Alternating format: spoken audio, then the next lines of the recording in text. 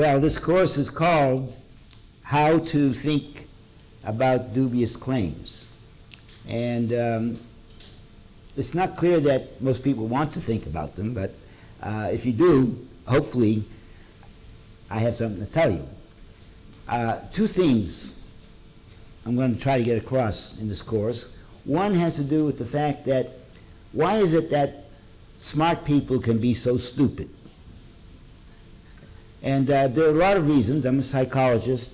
We study that. I'm going to give you examples. Some of them are, we're going to talk about some of our top-notch scientists who are not immune to being stupid. And how is that? How is it that someone who's competent in one area can be so incompetent in another area? And that gets us a little bit into what psychologists know about how the mind works, or think they know how the mind works and doesn't work.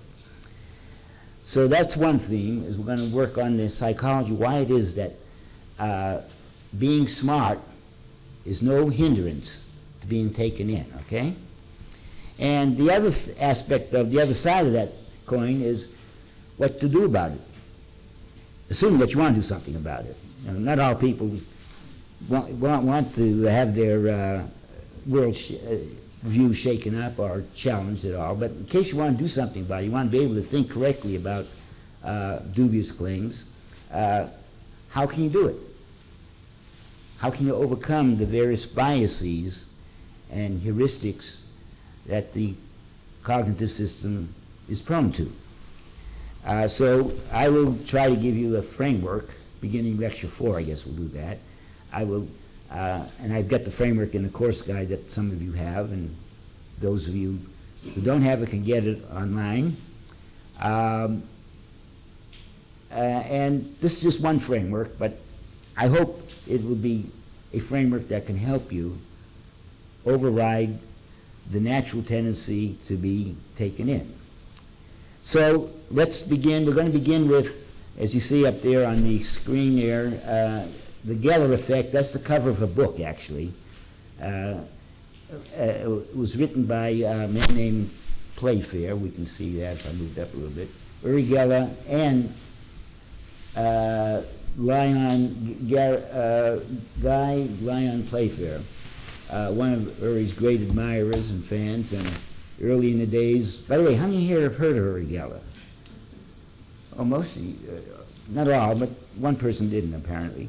But usually in audiences, when I'm talking to people today, classes of students or lawyers and stuff like that, only the people about the elderly people have heard of him, and the rest haven't heard of him. Although he keeps trying to make comebacks, he's been on television a lot. In Europe, people know him. He's quite well known. He lives in England, and last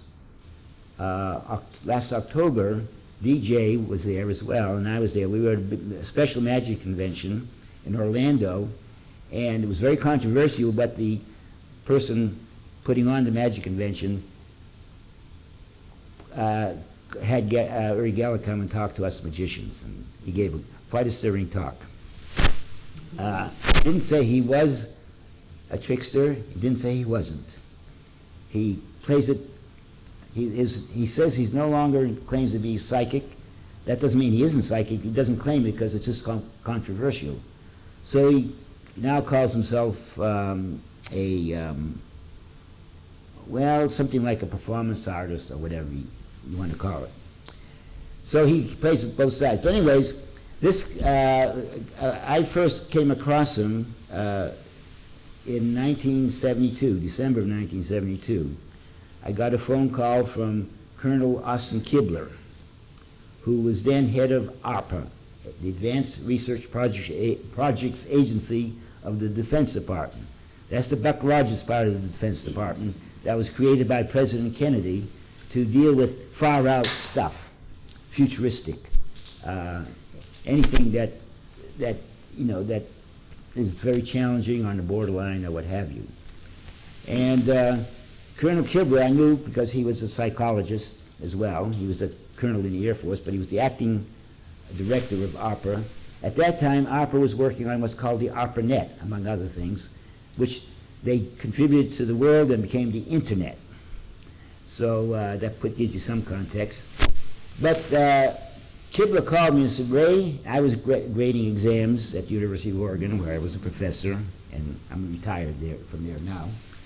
And it was December, and he said, could you drop whatever you're doing and go down to Stanford Research Institute, where they have a psychic in captivity, and we'd like you to get your viewpoint on this. And I said, first of all, I said, I'm in the middle of grading exams, I can't just go. He said, but this is very important. He said, this guy is a psychic, but he's not an ordinary psychic. He can do anything ordinary psychics can do, but then he does even more. And he gave me examples, like he bends metal with his mind. And so I had this image of the Defense Department wanting to maybe use Geller to, at that time, it was the Soviet Union, we could bend their tanks with his mind, I guess. But anyway, he said, if there's anything to him, we need to know. This is something we should be involved in. On the other hand, if he is not for real, if he's a trickster or a scam artist, we don't want to be anywhere near him. That could affect our budget. There was a Senator Proxmire from Wisconsin at that time who, every year, gave the Golden Fleece Award to some agency in the government that was misspending government money in a foolish way, and it could affect budgets.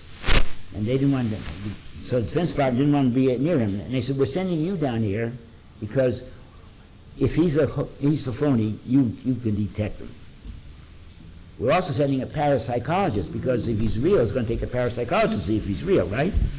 And so they're sending a parapsychologist as well. So they actually it was going to be a three-man committee. They wanted to go down there. There was a parapsychologist, Robert Van de Castle from the University of Virginia Medical School, which has may still have a parapsychology department, like all medical schools obviously would like to have.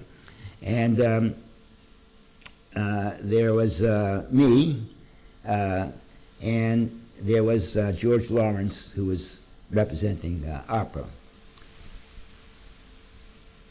So that was our committee. We went down there to look at him, and of course I report, well, let's not get into that right away. Geller then became famous, very famous, and in the 70s and 80s he was at every major TV show several times, and he appeared on television. And the big thing was, and this is what's called the Geller effect, is that when he was on radio or TV, he would tell people listening in their homes to bring spoons, to bring keys, to bring old watches that no longer go to the television set or to the radio. And while they're listening to him or watching him perform, maybe something would happen with their silverware, stuff like that. And sure enough, they got thousands of calls every time he was on, people saying, hey, my silverware bent, my key bent, or my clock is now running that wasn't going.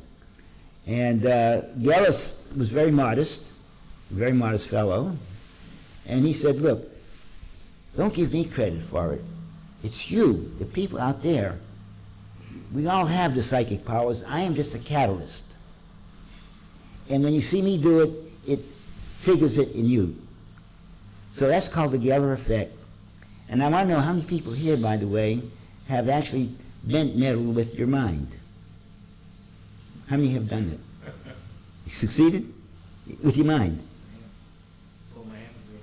No, not your hands, with your mind. You haven't done it, okay. He says he hasn't done it.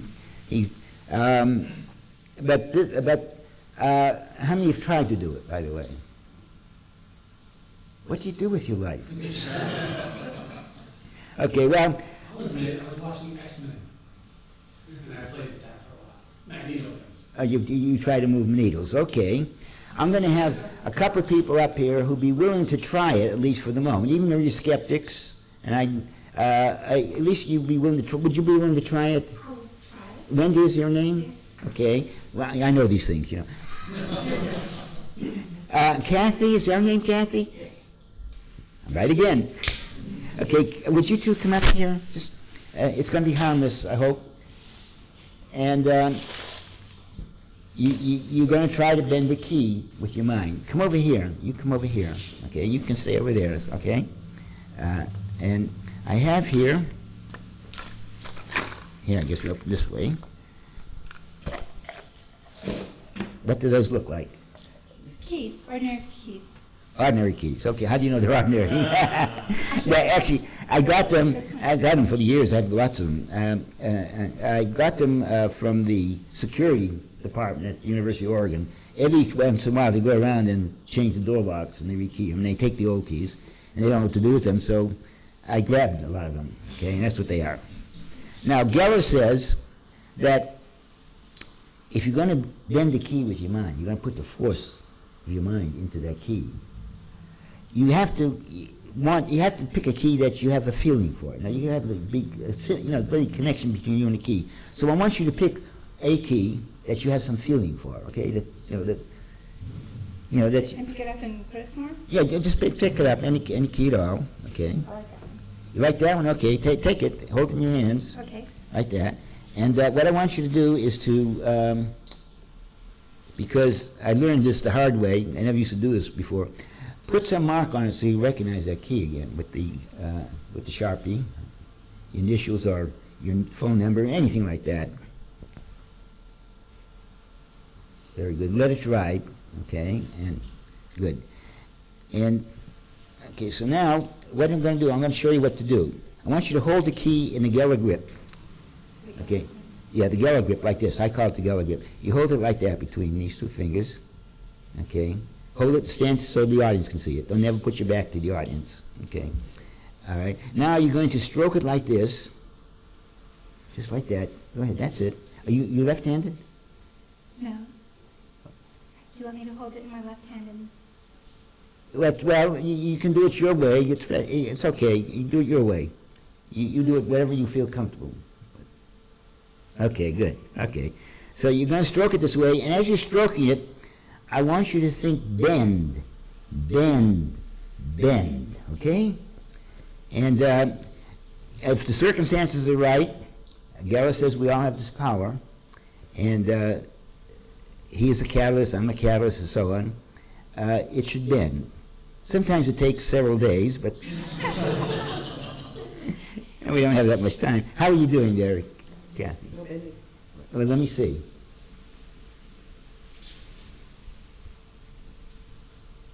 It's a little bent, but I guess we want to call it, get any credit for that. Try another one, because maybe that wasn't a good one for you, okay? A little thinner, okay. Try that one. How are you doing? Oh, you got much better, but that's not bad at all. You can see it? Can you see it, Sven? No. Okay. Then take another one, or you can stick with this one. It's up to you. I'll stick with this one. Okay, good. She likes that one. Okay. Put my initial on it. Okay. Okay, Kathy, say bend out loud.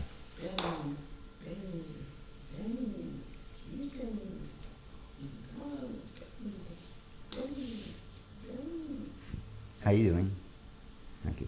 Now, okay, look, we can't go on for too long. We really want it to bend. Just go, bend, just say bend, bend, bend, bend. Bend, bend, bend, bend. How's it doing?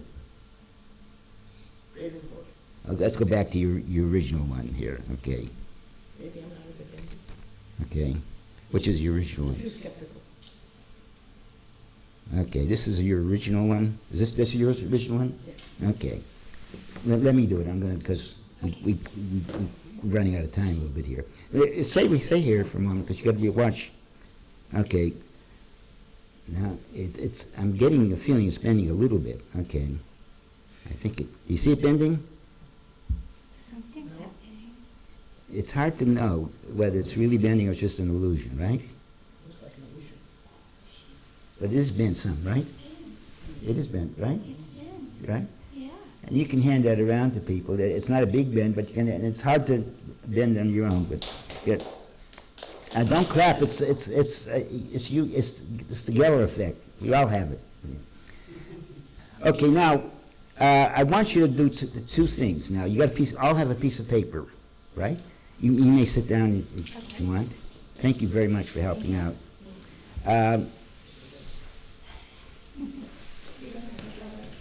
I want you to, first on one side of your paper, describe what just happened as if you're writing it for someone like Randy, because you want to show it to Randy and say, how did the key get bent, okay? And you want to give him enough information so he could explain to you how it happened. But anyways, write it some sort of explanation of just what happened. And once you've done that, I'm going to have you turn it over, and on the other side, I want you to guess how it got bent, okay? That's the two things I want you to do. So one side, you're describing what happened, and on the other side, you're going to describe your best guess as to how it got bent.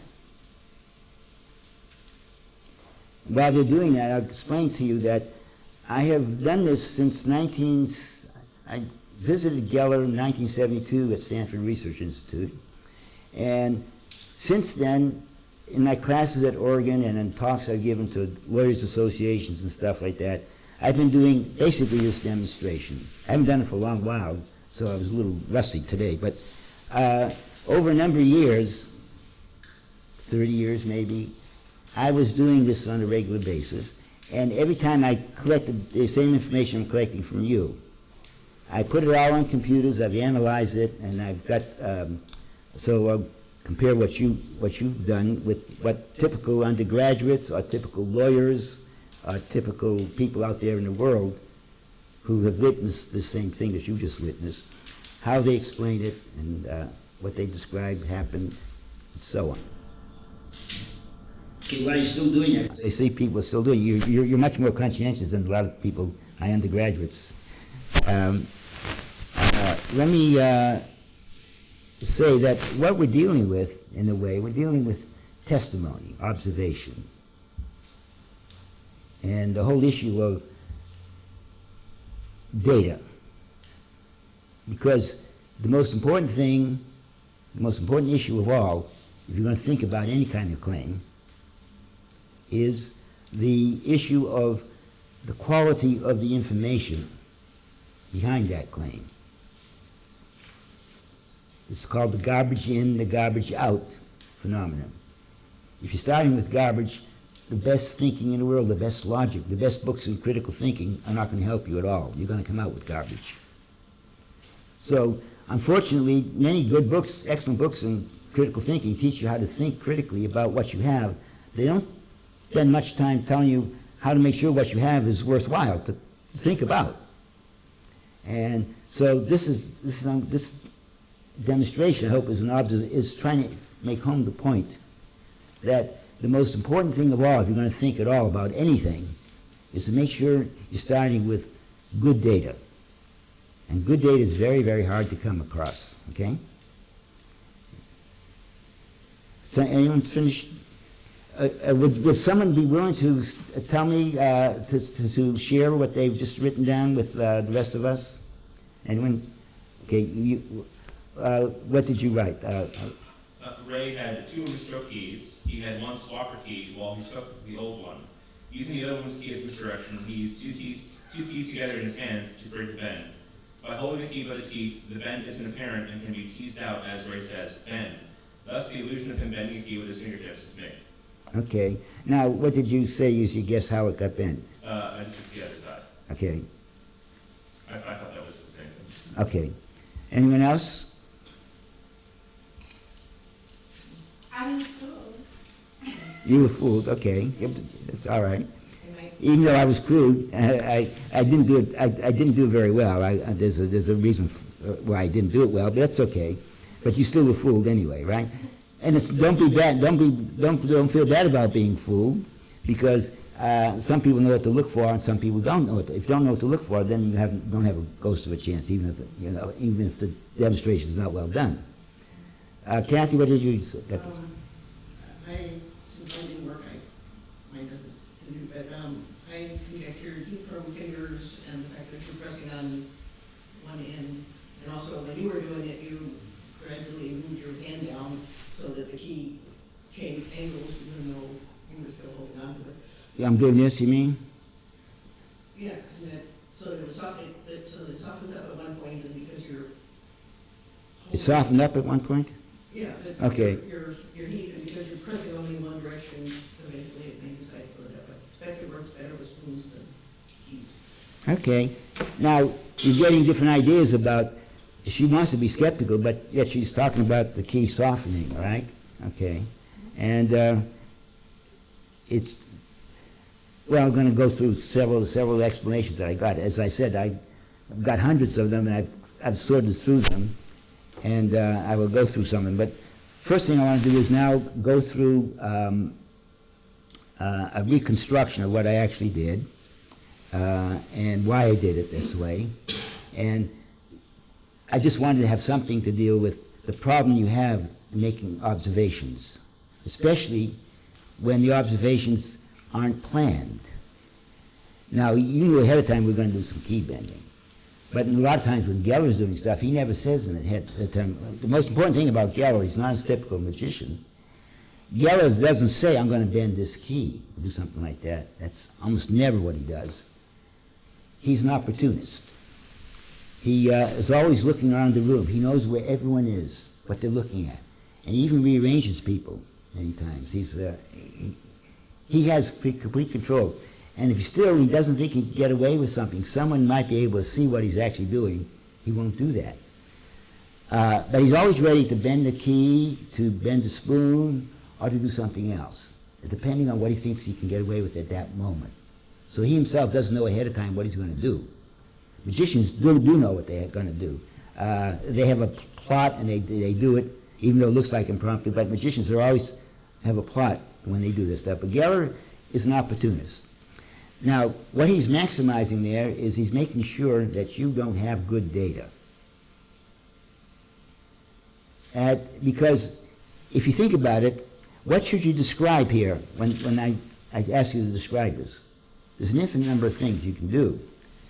Many of the people in my students, in my class over the years, I got things like this. One time the lights went out just as we were about to bend the key. Of course, everyone wrote about the lights being out. And many people used the fact that that had something to do with the fact that the key got bent, okay? And it doesn't, if you think about it, it isn't stupid to think that way. You don't know in advance what should be relevant, what's not. And that's very, very important. How do you know what's relevant? There's so many things that could be there. And it's an impossible task if you don't know ahead of time what was supposed to happen. Even if I tell you I'm going to bend the key, I know, now you know something what to look for, but so I set it up. So why did I have these two people up here? Why did I have them? Through distraction. What's that? Distraction. Distraction, exactly, misdirection we call it.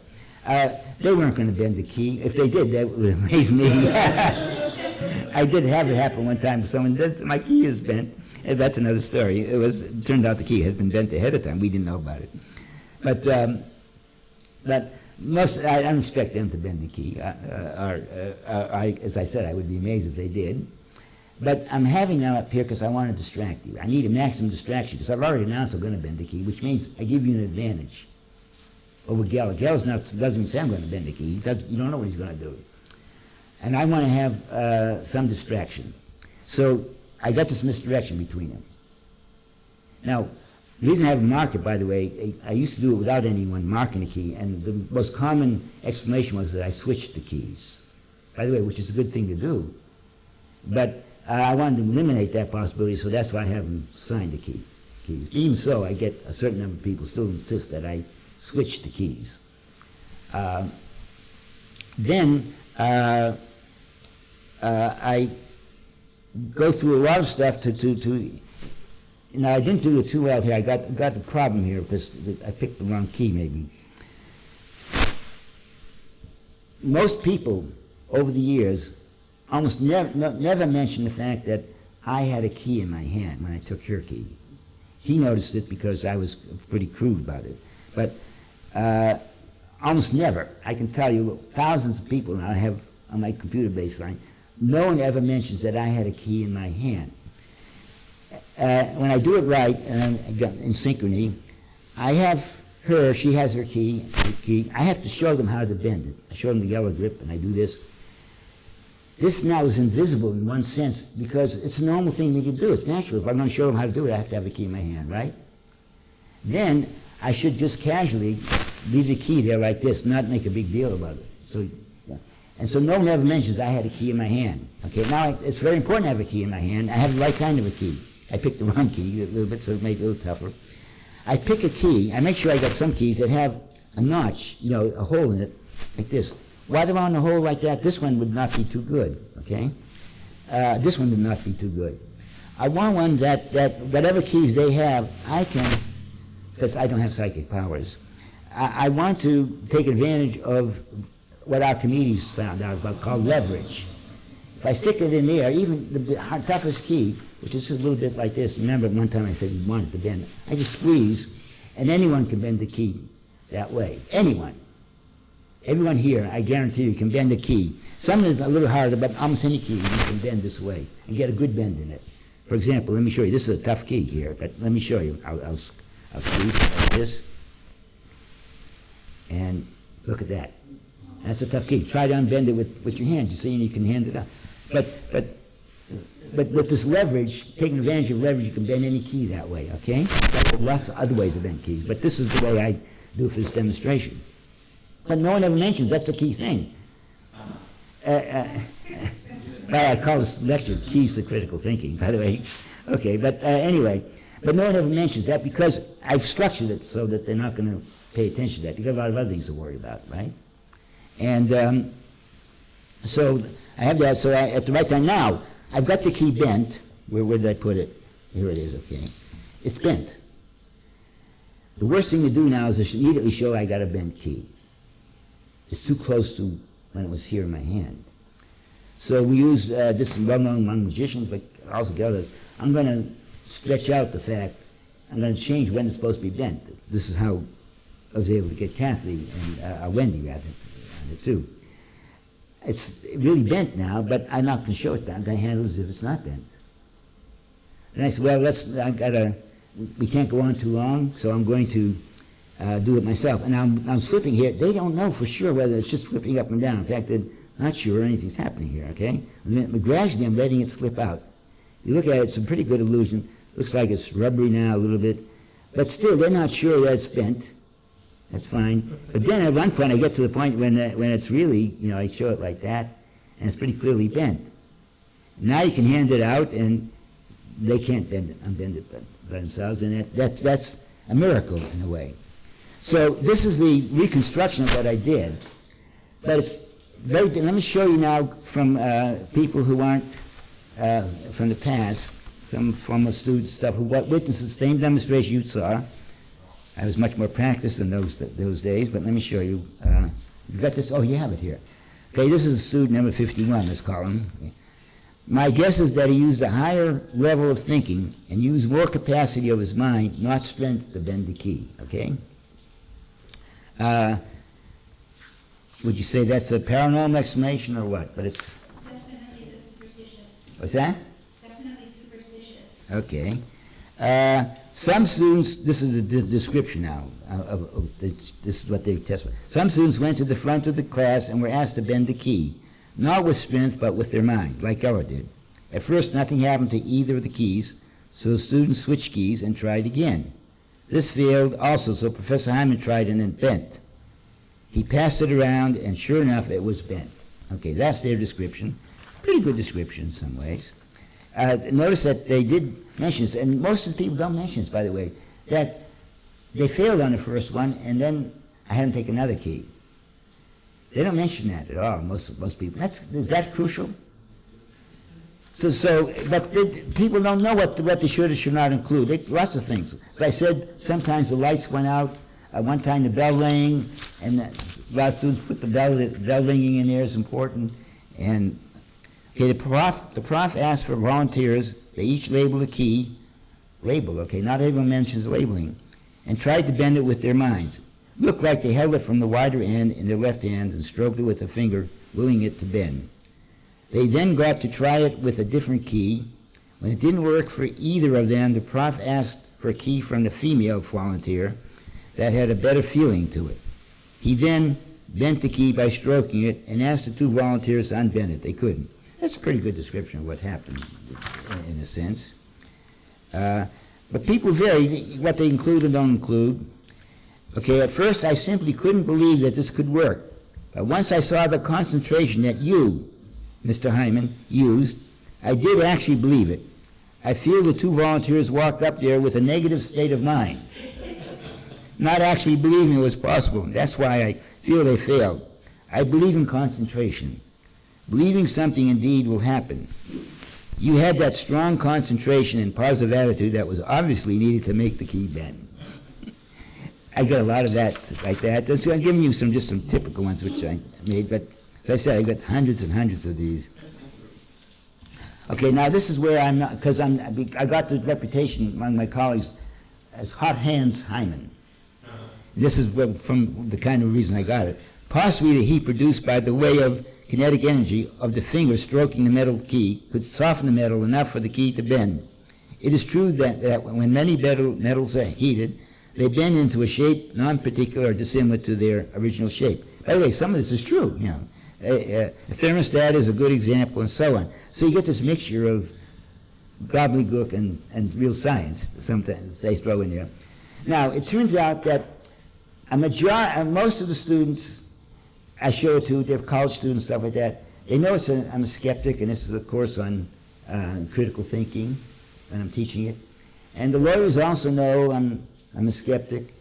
So a majority, by the way, 33%, essentially clearly say I was psychic. I did it psychically, okay? But then the rest say, no, they don't believe in any psychic phenomena. And so they give explanations like this. I get several of them. One of the most popular ones is the heat of my hand in some way melted the key, to some extent, softened it.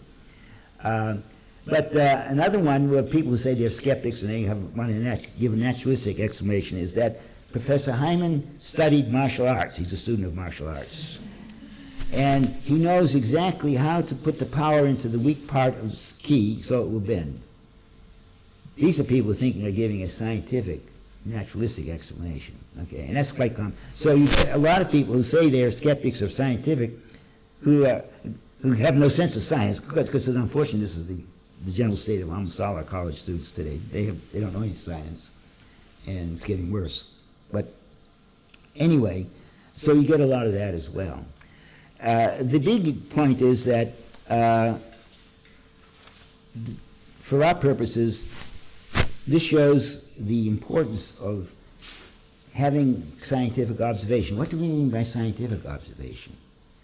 Well, scientific observation is prospective in the sense that ahead of time you decide you're going to study key bending. You're going to watch how someone can bend a key. Whereas most people who witness a key bending demonstration, a spoon bending demonstration, or some other type of thing, miracles or something like that, they didn't plan to observe that. In fact, the most common expression goes along with this is that this was unexpected. And this is the ideal situation for having bad observation and bad reporting and misinformation. It contributes to what we call the mindware, what would you call it? Contaminated mindware is the right expression. And this is very important because mindware has to do with what we know, our knowledge that we've accumulated. And having wrong information is very bad for you. And having no information is also sometimes bad. Where in the probabilistic area, people just don't understand probability, how to deal with it, how to calculate it, haven't been taught well how to do it. And so most of us are probabilistically challenged. And it turns out evolutionally, in terms of evolution, somehow it wasn't valuable to learn probability. So probability theory, even a theory of probability, only begins about 400 years ago. So the human race didn't have any notions of that you could deal with probability, deal with it. Yet the whole world is probabilistic, and everything we do in science is probabilistic, and we use statistics and everything else. But the human mind is not made to deal with that. Okay, so we call that a failure of a lack of mindware of that kind, but some mindware we have is contaminated mindware. And so one of the things we're going to do with the framework that we developed is to try to fix that up. Now, how are we doing on time here? Oh, we got a little bit, still got time, good. So, let me go on some other things. I talked about information pollution. We talked about garbage in, garbage out. It's all the same thing. The point we want to make here again is that if you're going to have good data, trustworthy data, and that's what science is, by the way, the most important feature for me of science, that beginning about 1600, what changed the world, and now we have actually improved the world in some ways since science began, is that it deals with trustworthy data. And to get trustworthy data, you have to plan your observations. It deals with planned observation. If you plan it, then you can focus on what it is you're looking for. If you don't plan it, you don't know what to focus on, what you should be looking for. And so it's systematic, it's calibrated, and it's sometimes aided. You use instruments and use procedures. You use standardized things that have been tested, and so it's valid. You know these procedures you're using to observe the stars of a certain kind. Let me give you an example. During the early days of astronomy, there was inconsistencies in the same observatory. And it was traced to a man named Bessel, I think it was, one astronomer. He figured out that the inconsistency was the fact that different viewers, people looking at a telescope, had different reaction times. This is a psychological thing. Some would see the transit of the star it was going by. They were reported a few seconds later than another person watching it, the same transit. So he developed what's called the personal equation. He developed ways of measuring the reaction time of each observer and correcting for their particular biases. And that was the start, by the way, of one of the starts of experimental psychology, because this is a psychological thing, a reaction time. I did my dissertation on reaction time. This became a very important thing, how to measure it and what it tells us about the human mind. So science, in many ways, the most important thing is it couldn't be science unless it had very good data.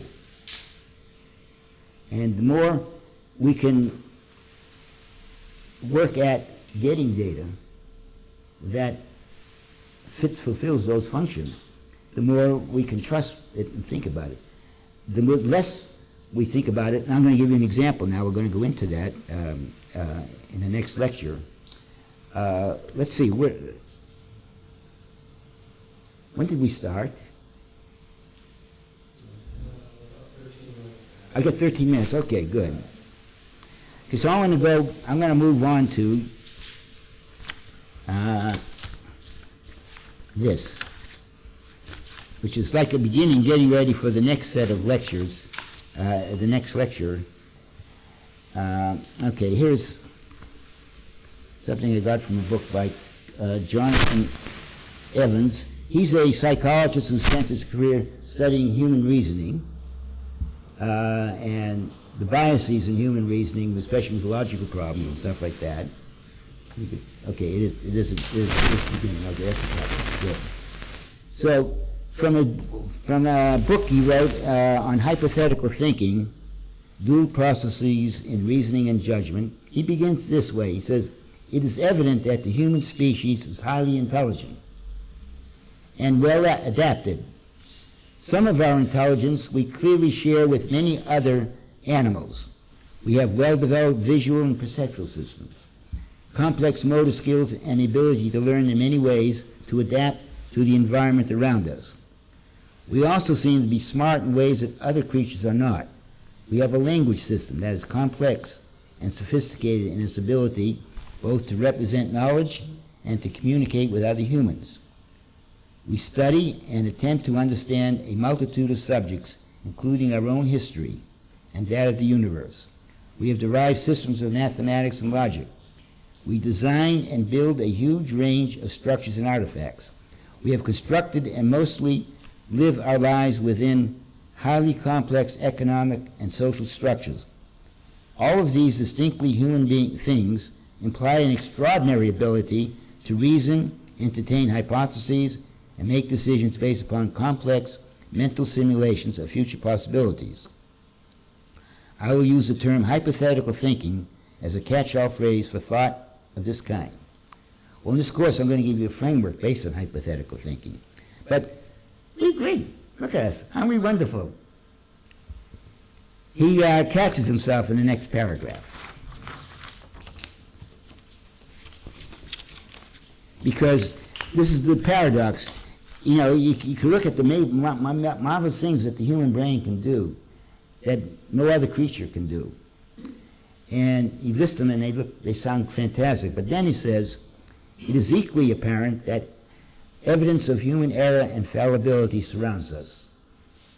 The world is plagued by wars, famines, and diseases that in many cases appear preventable. Stock markets collapse under panic selling when each individual acts to bring about the outcome that none of them wants. Doctors sometimes make disastrous misjudgments that result in disability or death of their patients. Experts often fail to agree with each other and may be shown in hindsight to have made judgments that were both mistaken and overconfident. At the present time, governments of the world are well informed about the likely progress of global warming and its consequences, but seem to be making minimal progress in doing anything to prevent it. Criminal courts continue to convict the innocent and acquit the guilty with alarming regularity, and so on and so forth. So that's the other side of the coin. By the way, there's a Senator Inouye, is that his name? Yeah. No, is that his name? Is he from Hawaii? He's the one that says that global warming is a hoax? No, it's another. Is his name like? That's right. Unfortunately, we even have political people trying to settle things that are scientific politically now. The global warming thing, I remember some Republicans were running on the platform. They're going to wipe it out, you know. They're going to, by voting, you can get rid of it, right? It reminds me that in the late 1800s, very late 1800s, the Indiana legislation, I never knew whether this was a hoax or what. They almost got it to the floor to vote on. They had a vote, they were going to vote to change the value of pi, to make it to make it a finite number, so that it was going to they figured commercially it's going to solve a lot of issues. And so we have this. So you have this confusion where many people politically are trying to, or religiously are trying to change things, which are scientific issues, but they're trying to handle it politically. And I suppose that's more of that. There's one other thing here I have here. No, that's it. That's all I wanted to give you from Evans. So the idea is, again, that we are a complex thing. We are a very complicated brain, complicated. We can think hypothetically. We can do all kinds of wonderful things. And it's not clear that how many heard of heuristics and biases, that approach. Daniel Kahneman, a psychologist, got the Nobel Prize in economics. The third psychologist, I think, has got the Nobel Prize in economics, and to the upset of the, maybe it's the second one. But you can't, there's no Nobel Prize in psychology. There is a Nobel Prize for economics. And so Herbert Simon was the first one, I think, psychologist to get the Nobel Prize in economics, which upset economists, because why is he getting a Nobel Prize? He's not an economist, right? Herb Simon got it for his notion of, a very simple notion, you think about it, and sometimes maybe the best ideas are simple. His idea was on I'm trying to think of his phrase for it, but basically he said that that's it, satisficing. Instead of trying to maximize evidence for a decision or anything, we satisfice. Because of limited cognitive capacity, we do the best we can with limited amount of data. And we make a decision on not all the data, but on parts of it, because we are cognitively incapable of handling all of the data. And for that very simple notion, called satisficing, he won the Nobel Prize in economics. And lastly, it was Daniel Kahneman won the Nobel Prize in economics, a psychologist, for his work on the biases, heuristics and biases, the limitations of the human mind that he keeps coming up with. By the way, these heuristics and biases, they're not necessarily all bad. They have a good place in our thinking, and they have a good role. The question is, under some circumstances, these shortcuts we have to take because we cannot handle everything are very helpful and very useful. Other cases, they serve as a platform, as a reason for us being able to be taken in, be scammed, be hoodwinked. And in many ways, the best scammer is one who can take advantage of the way your mind ordinarily works, and it works usually for good from the situations for which it's developed and the situation we work with most of the time. Because we cannot completely, logically deal with every problem. And so in the next 2 lectures, I will be giving you further examples and get more into the theory of why it is that smart people can be so stupid, and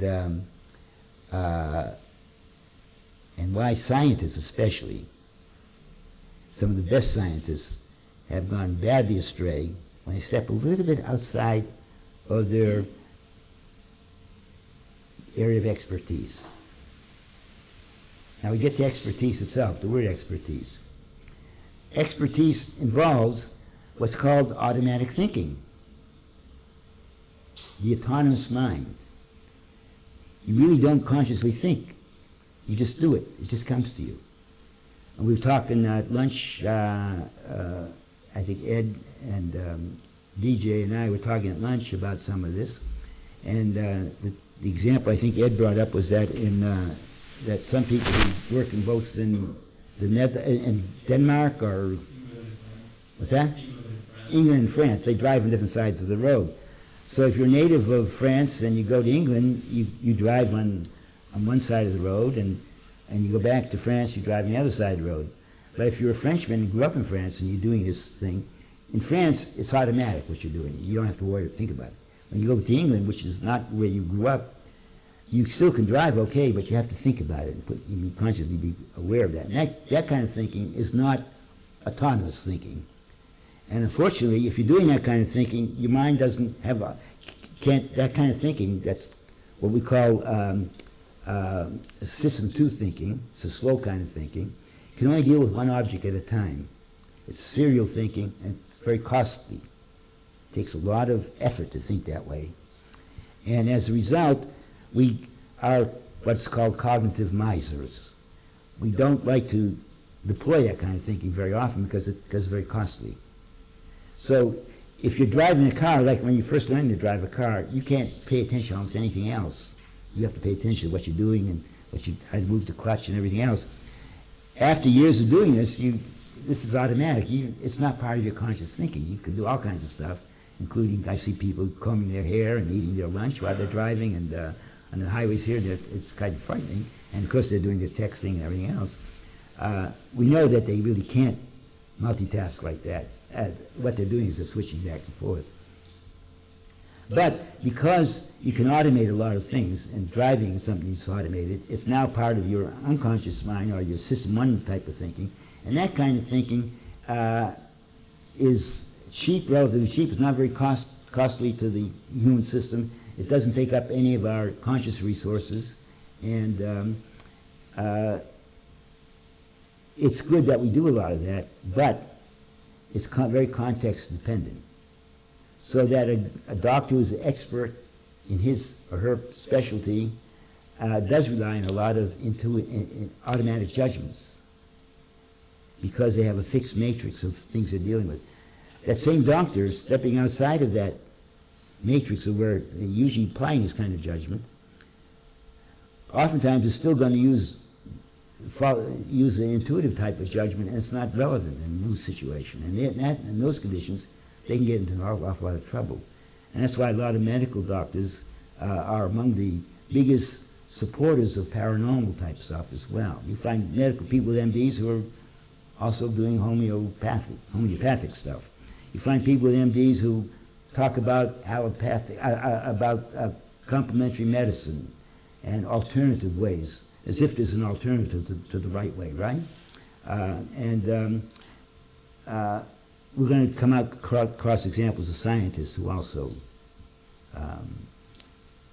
when they get outside their area of expertise, they don't realize that they really are not consciously scientists, they are implicit scientists. Most scientists get into their field, they are postdocs, they work within their field, they're apprentices, and they implicitly absorb these constraints that are important in their field, the right rules, the right way to make observations in their field. They don't realize when they step out of the field that those same intuitions are not relevant anymore. And so they still feel they're doing good science when they are dealing with a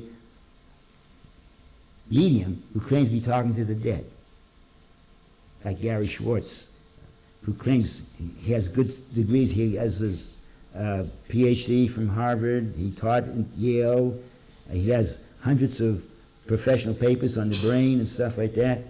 Yet the last 10, 20 years he's been spending all his time testing mediums like John Edward. You ever know John Edward on TV and stuff like that? And he claims they're real. They really are talking to the dead, okay? And he's written books on it and stuff like that, and he's written articles. And he apparently has no, well, he believes he's so smart, because he first time I met him, he told me, first thing he told me was how he got A+ in his statistics, graduate statistics course at Harvard, how he got an A+ in his undergraduate physics class at Cornell, and how he got Phi Beta Kappa, all these credentials, and how he has 400 papers, or I don't know how many number of published papers in legitimate science. I call it legitimate science. He didn't make that distinction. He thinks everything he does is legitimate science, I guess. And yet it's pretty clear that this man is way off base. He doesn't, I mean, this is not science what he's doing when he's dealing with these mediums. And we got 5 minutes still? I didn't realize, okay. Oh, this is good. I got a lot more time than I thought. I'm going to do this, finish the lectures in four lectures instead of 10, okay. No, we got a lot more material.